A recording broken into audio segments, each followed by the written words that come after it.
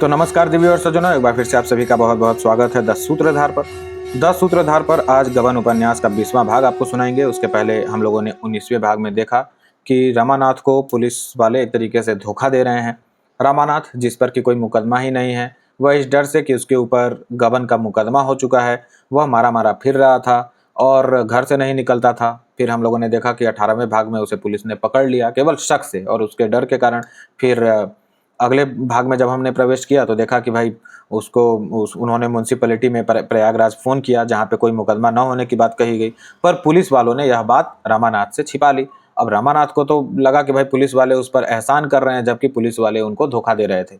यह बात बूढ़ा देवीदीन समझ चुका था, लेकिन रमानाथ के जहन में अपनी अलग कहानी चल रही थी। उसको तो किसी तरह अपने उस मुकदमे से पिंड छुड़ाना था जो उस पर हुआ ही नहीं था। देवीदीन चीज़ों को भाप रहे थे, पर उनकी बात सुनी नहीं जा रही थी, और अंत में देवीदीन व उनकी पत्नी खाली हाथ बिना रमा को लिए पुलिस स्टेशन से लौट आते हैं, और रमा बिना मतलब की एक कैद में फंस जाते हैं। अब 20वें भाग में देखते हैं आगे क्या होता है। रुदन में कितना उल्लास, कितनी शांति, कितना बल है, जो कभी एकांत में बैठकर किसी की स्मृति में, किसी के वियोग में सिसक सिसक और बिलख बिलख नहीं रोया। वह जीवन के ऐसे सुख से वंचित है जिस पर सैकड़ों हंसियां न्यौछावर हैं। उस मीठी वेदना का आनंद उन्हीं से पूछो जिन्होंने यह सौभाग्य प्राप्त किया है।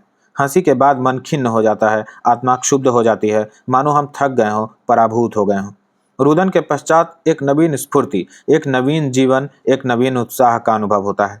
जालपा के पास प्रजा मित्र कार्यालय का पत्र पहुंचा तो उसे पढ़कर वह रो पड़ी। पत्र एक हाथ में लिए दूसरे हाथ से चौखट पकड़े वह खूब रोई। क्या सोचकर रोई, यह कौन कह सकता है। कदाचित अपने उपाय की इस आशातीत सफलता ने उसकी आत्मा को विह्वल कर दिया, आनंद की उस गहराई पर पहुंचा दिया जहां पानी है, या उस ऊंचाई पर जहां उष्णता हिम बन जाती है। आज 6 महीने के बाद यह सुख संवाद मिला। इतने दिनों वह छलमयी आशा और कठोर दुराशा का खिलौना बनी रही। आह, कितनी बार उसके मन में तरंग उठी कि इस जीवन का क्यों न अंत कर दूं। कहीं मैंने सचमुच प्राण त्याग दिए होते तो उनके दर्शन भी न कर पाती। पर उनका हिया कितना कठोर है। 6 महीने से वहां बैठे हैं, एक पत्र भी न लिखा, खबर तक नहीं ली। आखिर यही न समझ लिया होगा कि बहुत होगा तो रो रो कर मर जाएगी। उन्होंने मेरी परवाह ही कब की। 10-20 रुपए तो आदमी यार दोस्तों पर खर्च कर ही देता है। वह प्रेम नहीं है। प्रेम हृदय की वस्तु है, रुपए की नहीं। जब तक रमा का कुछ पता न था, जालपा सारा इल्जाम अपने सिर रखती थी, पर आज उनका पता पाते ही उसका मन अकस्मात कठोर हो गया। तरह तरह के शिकवे पैदा होने लगे। वहां क्या समझ कर बैठे हैं, इसलिए तो कि वह स्वाधीन है, आजाद हैं, किसी का दिया नहीं खाते। इसी तरह मैं कहीं बिना कहे सुने चली जाती तो वह मेरे साथ किस तरह पेश आते। शायद तलवार लेकर गर्दन पर सवार हो जाते, या जिंदगी भर मुंह न देखते। वहीं खड़े खड़े जालपा ने मन ही मन शिकायतों का दफ्तर खोल दिया। सहसा रमेश बाबू ने द्वार पर पुकारा, गोपी, गोपी, जरा इधर आना। मुंशी जी ने अपने कमरे में पड़े पड़े कराह कर कहा, कौन है भाई, कमरे में आ जाओ। अरे आप हैं रमेश बाबू। बाबूजी, मैं तो मर कर जिया हूँ। बस यही समझिए कि नई जिंदगी हुई। कोई आशा न थी, न कोई आगे न कोई पीछे। दोनों लौंडे आवारा हैं। मैं मरूं या जीऊं उनसे कोई मतलब नहीं। उनकी माँ को मेरी सूरत देखते डर लगता है। बस बेचारी बहू ने मेरी जान बचाई, वह न होती तो अब तक चल बसा होता। रमेश बाबू ने कृत्रिम संवेदना दिखाते हुए कहा, आप इतने बीमार हो गए और मुझे खबर तक न हुई। मेरे यहाँ रहते आपको इतना कष्ट हुआ। बहू ने भी मुझे एक पुर्जा न लिख दिया। छुट्टी लेनी पड़ी होगी। मुंशी जी, छुट्टी के लिए दरख्वास्त तो भेज दी थी, मगर साहब मैंने डॉक्टरी सर्टिफिकेट नहीं भेजा। 16 रुपए किसके घर से लाता। एक दिन सिविल सर्जन के पास गया, मगर उन्होंने चिट्ठी लिखने से इनकार कर दिया।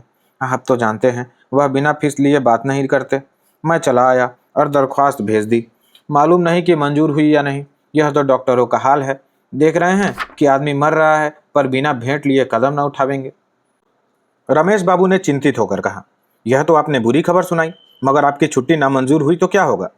मुंशी जी ने माथा ठोक कर कहा, होगा क्या, घर बैठा रहूंगा। साहब पूछेंगे तो साफ कह दूंगा मैं सर्जन के पास गया था, उसने छुट्टी नहीं दी। आखिर इन्हें क्यों सरकार ने नौकर रखा है, महज कुर्सी की शोभा बढ़ाने के लिए। मुझे डिसमिस हो जाना मंजूर है, पर सर्टिफिकेट तो न दूंगा। लौंडे गायब हैं, आपके लिए पान तक लाने वाला कोई नहीं, क्या करूं। रमेश ने मुस्कुराकर कहा, मेरे लिए आप तरद्दुद ना करें। मैं आज पान खाने नहीं, भरपेट मिठाई खाने आया हूँ। जालपा को पुकार कर कहा, बहू जी, तुम्हारे लिए खुशखबरी लाया हूँ, मिठाई मंगवा लो।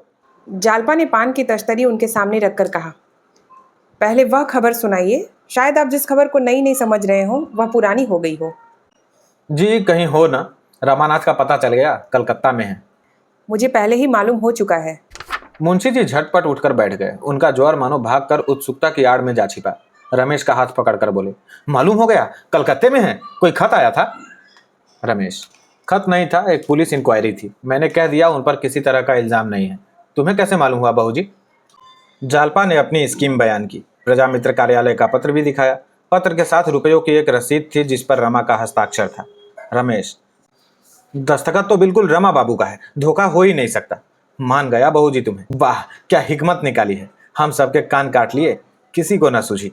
अब जो सोचते हैं तो मालूम होता है कितनी आसान बात थी। किसी को जाना चाहिए जो बच्चा को पकड़कर घसीट लाए। यह बातचीत हो ही रही थी कि रतन आ पहुंची। जालपा उसे देखते ही वहां से निकली और उसके गले से लिपट कर बोली, बहन, कलकत्ता से पत्र आ गया, वही है। रतन, मेरे सिर की कसम। जालपा, हाँ सच कहती हूँ, खत देखो ना। रतन, तो आज ही चली जाओ। जालपा, यही तो मैं भी सोच रही हूँ, तुम चलोगी? रतन, चलने को तो मैं तैयार हूँ, लेकिन अकेला घर किस पर छोड़ूं? बहन, मुझे मणिभूषण पर कुछ सुबह होने लगा है। उसकी नीयत अच्छी नहीं मालूम होती। बैंक में 20,000 रुपए से कम ना थे, सब ना जाने कहाँ उड़ा दिए। कहता है क्रियाक्रम में खर्च हो गए। हिसाब मांगती हूँ तो आंखें दिखाता है। दफ्तर की कुंजी अपने पास रखे हुए है, मांगती हूँ तो टाल जाता है। मेरे साथ कोई कानूनी चाल चल रहा है। डरती हूँ मैं उधर जाऊँ, इधर वह सब कुछ ले देकर चलता बने। बंगले के ग्राहक आ रहे हैं। मैं भी सोचती हूँ गांव में जाकर शांति से पड़ी रहूँ। बंगला बिक जाएगा तो नगद रुपए हाथ आ जाएंगे। मैं ना रहूंगी तो शायद ये रुपए मुझे देखने को भी ना मिलेंगे। गोपी को साथ लेकर आज ही चली जाओ, रुपए का इंतजाम मैं कर दूंगी। जालपा, गोपीनाथ तो शायद ना जा सके, दादा की दवा दारू के लिए भी तो कोई चाहिए। रतन, वह मैं कर दूंगी। मैं रोज सवेरे आ जाऊंगी और दवा देकर चली जाऊंगी। शाम को भी एक बार आ जाया करूंगी। जालपा ने मुस्कुरा कर कहा, और दिन भर उनके पास बैठा कौन रहेगा? रतन, मैं थोड़ी देर बैठी भी रहा करूंगी, मगर तुम आज ही चली जाओ। बेचारा वहां ना जाने किस दशा में होंगे, तो यही तय रही ना। रतन मुंशी जी के कमरे में गई तो रमेश बाबू उठकर खड़े हो गए और बोले, आइए देवी जी, रमा बाबू का पता चल गया। रतन, इसमें आधा श्रेय मेरा है। आपकी सलाह से तो हुआ ही होगा, अब उन्हें यहाँ लाने की फिक्र करनी चाहिए। रतन, जालपा चली जाएं और पकड़ लाएं, गोपी को साथ लेती जावे। आपको इसमें कोई आपत्ति तो नहीं है दादाजी? मुंशी जी को आपत्ति तो थी। उनका बस चलता तो इस अवसर पर 10-5 आदमियों को और जमा कर लेते, फिर घर के आदमियों के चले जाने पर क्यों आपत्ति न होती। मगर समस्या ऐसी आ पड़ी थी कि कुछ बोल न सके। गोपी कलकत्ता की सैर का ऐसा अच्छा अवसर पाकर खुश क्यों न होता। विश्वंभर दिल में ऐंठ कर रह गया। विधाता ने उसे छोटा ना बनाया होता तो आज उसकी यह हक तलफी न होती। गोपी ऐसे कहाँ के बड़े होशियार हैं, जहाँ जाते हैं कोई ना कोई चीज खो आते हैं। हाँ, मुझसे बड़े हैं। इस दैवी विधान ने उसे मजबूर कर दिया।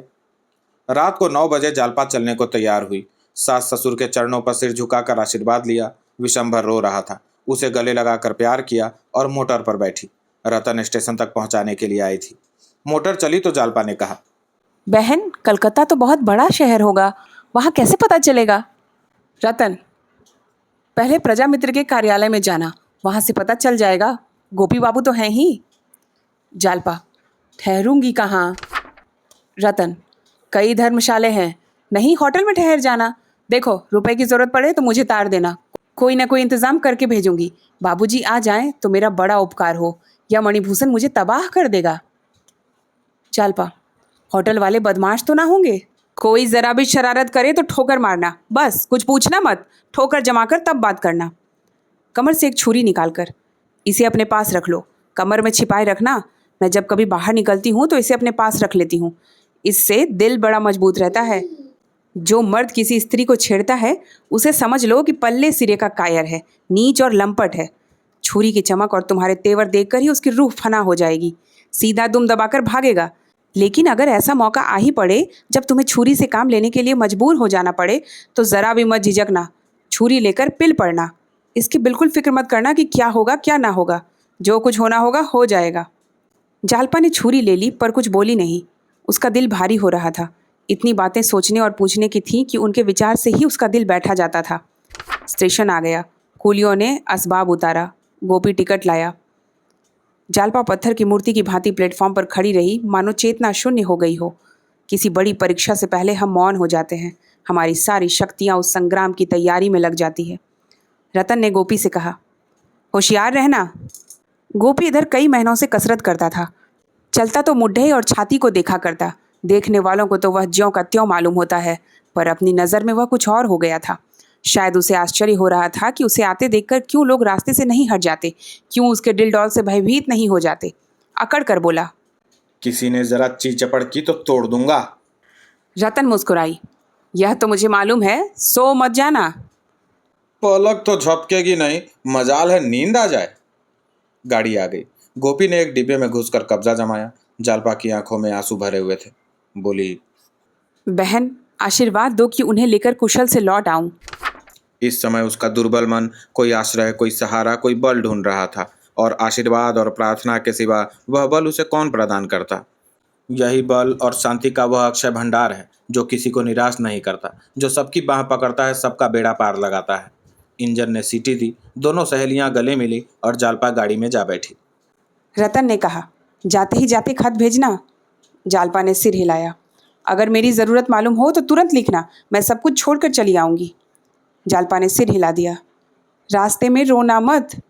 जालपा हंस पड़ी और तभी गाड़ी चल दी।